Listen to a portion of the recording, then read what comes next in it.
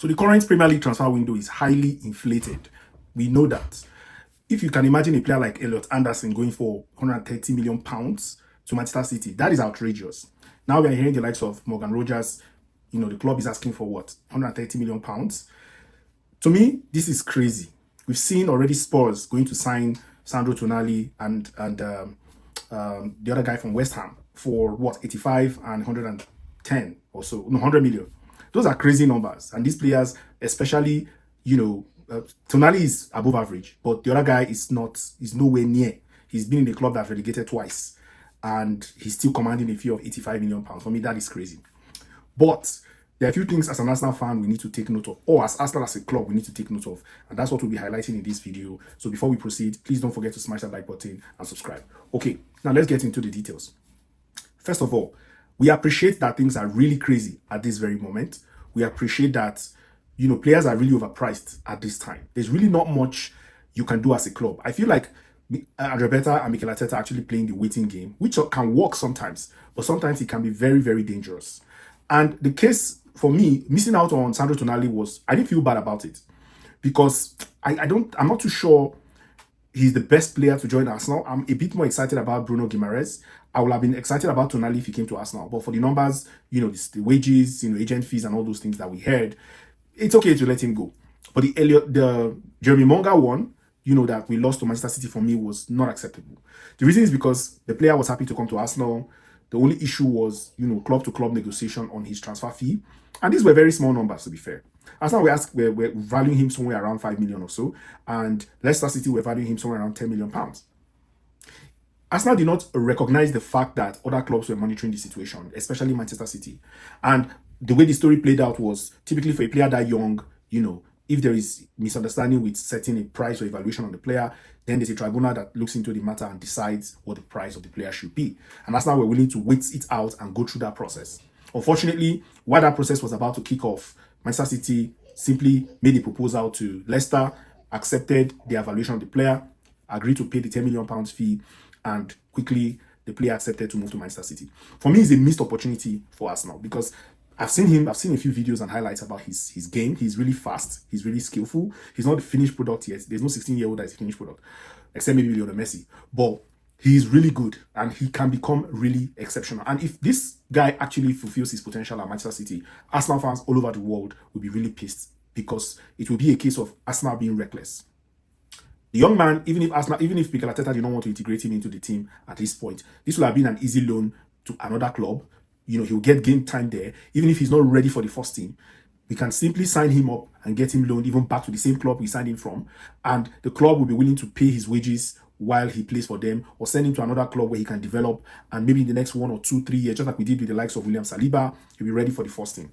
For me, this is a missed opportunity, because we could easily give him 2-3 years playing first team football in other clubs, while the clubs themselves they even pay a loan fee and pay his wages while he's there. £10 million does not matter if the guy really, really hits his potential, and in the next 3-4 years, his valuation might be way over 50 or £100 million, because I see the potential in him. So, enough said about Jeremy Monga. I'm personally upset about that, because I feel like we need to be a bit more sensitive as a team in the dynamics of the transfer window. But let's leave Andrea to do his thing. The transfer window is not yet over, but there are a few players that Arsenal might need to be a little bit more decisive about, just to make sure we don't miss out on those opportunities. Now, if you look at a player like, Morgan Rogers, the fee is really high. Again, other clubs are monitoring the situation. I don't think anybody will be willing to pay £130 million. In fact, even if another club is willing to pay £130 million for Morgan Rogers, I don't care about it. They can have him, because there are other options in the market. I've heard about the likes of Bakola. But one very important player Arsenal must not gamble on is Junior Krupi. I've looked at the market. I've looked at the situation around. Yes, we have Gyökeres. We have, Kai Havertz. But if Jesus is going to be leaving this season, which I know he will most likely, Arsenal might need to lock in on Junior Krupi. For me, Krupi is a young player who is good. At the stage in his development, he was able to lock in 13 Premier League goals last season, which is exceptional for a player at 20. 13 Premier League goals, in the Premier League. How many even Gyökeres had 14. So you can imagine a 20-year-old with so much potential able to lock in 13 Premier League goals. That's fantastic. If he comes in as a backup striker to Gyökeres, he can play on the wing as well. He can play on the left. He can play in centre forward. I feel like he's going to be a good bargain for Arsenal, and his value can only go up. Even if we sign him for 80 million, I think it will be a good deal.